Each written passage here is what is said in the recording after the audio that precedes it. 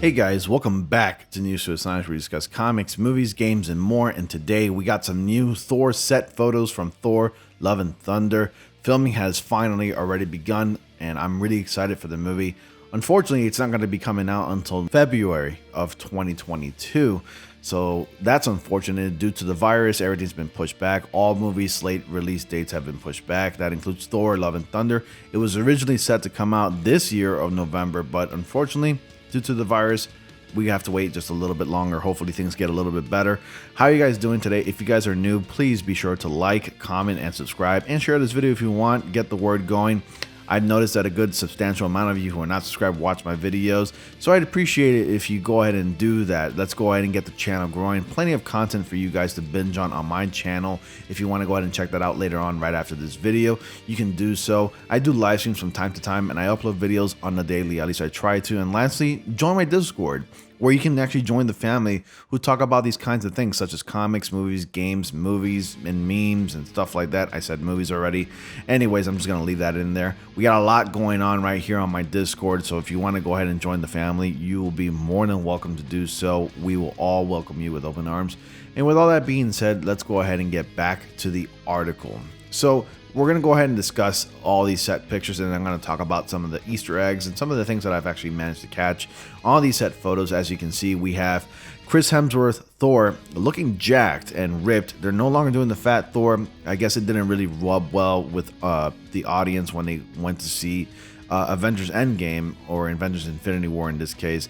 Nobody really liked the fat Thor. At least it wasn't like the greatest interpretation of Thor. But at least we got that version. So Thor got jacked and ripped once again, and he's back to normal. But he's sporting a very 80s, early 90s attire. If this does look very familiar to you, this is actually quite reminiscent of the Thunderstrike Eric Masterson's Thor.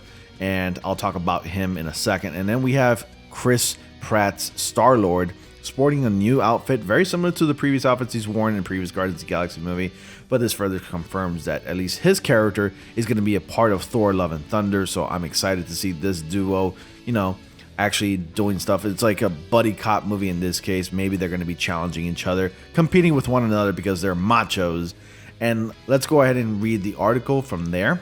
So the new set photos from the set of Thor Love and Thunder movie have given us a glimpse of new looks sported by Thor, Chris Hemsworth, and Star-Lord, aka Peter Quill, Chris Pratt, in the upcoming Marvel movie.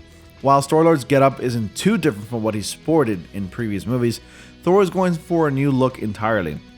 He's ripped, for one thing, and he's showing off his muscles, and his sleeveless jacket makes him look similar to Thunderstrike, aka Eric Masterson, a character from Marvel Comics who wielded Mjolnir for a while and is often merged with Thor in the comics, although we'll have to wait and see whether that connection bears any fruit. I doubt it. Marvel Studios tends to actually borrow and actually put in Easter eggs on purpose, obviously, just to reference a lot of the moments and storylines from the comics, but they never go through with it. So I can give you like a good example. Back in the first Thor movie that came out back in like 2011, when the first Thor film came out, Thor actually used the alias Donald Blake, which was given to by Natalie Portman's character Jane Foster. So when S.H.I.E.L.D. was investigating the crash site where Mjolnir had landed, Natalie Portman's Jane Foster had given the moniker Donald Blake. And if you all read any Thor comics back in the day, or if you've watched any Thor series or cartoons or anything like that, Donald Blake is actually an alias, and which is an alias he uses when he's in human form. And all he would do is just double tap his cane and he will transform into the mighty Thor. So they never really fully went with that storyline, but at least it was a reference and a good Easter egg from the comics. So I doubt they're going to actually go too deep with the Eric Masterson story into this movie because, one, Eric Masterson is another Thor, basically. He actually took on the mantle of Thor for only a couple years, from 1993 to 1995. It was already canceled.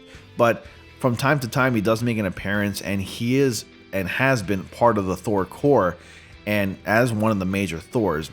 And another thing, the pictures, if you look very closely at the Thor pictures right here, you can see that he's already sporting blue pants and the yellow wraps all around his boots, which is actually referencing the classic Jack Kirby design of Thor, where he wore like these yellow like straps around his boots, and it's kind of referencing those Jack Kirby days of Thor. I've actually always wanted to see that kind of look on Thor for the very longest, ever since like the first Thor movie. I thought they were actually gonna at least reference that, or at least use a bit of that design into the first Thor costume that we saw in the first Thor movie.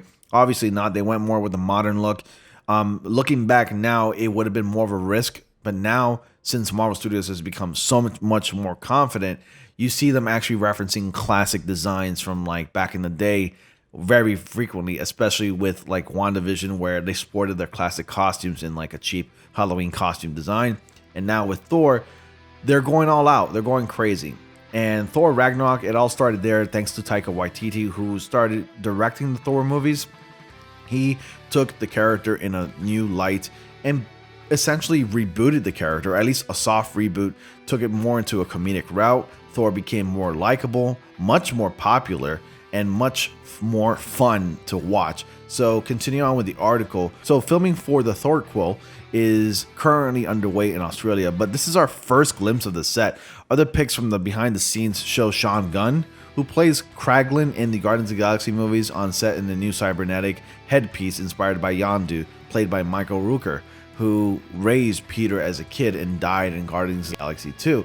So here's some more set pics of Sean Gunn on the Twitter of Marvel stuff. Sean Gunn on the set of Thor Love and Thunder. Check out his new cybernetic headpiece inspired by Yondu, and they're on set. And as you can see, the rest of the crew and cast are practicing social distancing, and of course by wearing the mask, because the virus is still going on. But as they say in show business, the show must go on. So the upcoming follow-up of 2017's Thor Ragnarok, Thor Love and Thunder, sees Taika Waititi back in the director's chair, and the return of Tessa Thompson's Valkyrie and Natalie Portman's Jane.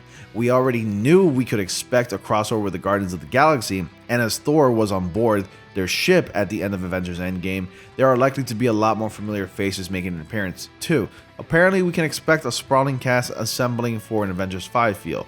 While we wait for Thor Love and Thunder to hit the big screen on February 18th, 2022, catch up on the MCU with our guide to watching the Marvel movies in order. So I don't recall the date being pushed back to February 18th, 2022. As I recall, it would be pushed back to November of 2022. At least I know that that movie is actually coming out right after Spider-Man, because Spider-Man comes out by December 17th, 2021. So I thought that Thor Love and Thunder would get pushed back the following winter or fall, basically, and we would have to see it during the holiday season of next year. But according to this, it looks like it's going to be coming out February 2022. So I'm pretty excited for Thor Love and Thunder. There's a lot of storylines they're going to borrow, and if you guys have not forgotten, remember that Gore the God Butcher is going to be the main antagonist of the film, played by Christian Bale. We're going to get the Gore the God Butcher storyline, and of course we're going to get Jane Foster's Thor storyline mixed into a bunch, and it's going to make for an interesting story. And they're going to still borrow from classic Thor comics, specifically the Thunderstrike era that took place in the early 90s. So I'm very excited to see what this movie is going to be, what's it going to turn out to be. Hopefully they can probably dial down a little bit on the comedic tone. While Thor Ragnarok, in my opinion, was a great time and a fun movie, I think sometimes they would go a little bit overboard with the comedy, but maybe they can just dial it a little bit down, because Gore the God Butcher storyline is a very serious storyline, and I wouldn't want it to be taken too lightly. I want this character to be taken serious. I want this character to be a very formidable foe for Thor like he is in the comics. And lastly, I just hope this movie turns out to be epic. I mean, as it is, we're getting a fourth Thor movie, so I'm pretty sure it's going to be awesome and fantastic and just a wide spectacle. Anyways, you guys leave your comments and theories down below. I like to read them. Let's go ahead and start a conversation. Please post your comments and thoughts and theories about this film. What do you think is going to happen? And lastly, be sure to like, comment, and subscribe, and click on bell notifications so you all don't miss anything.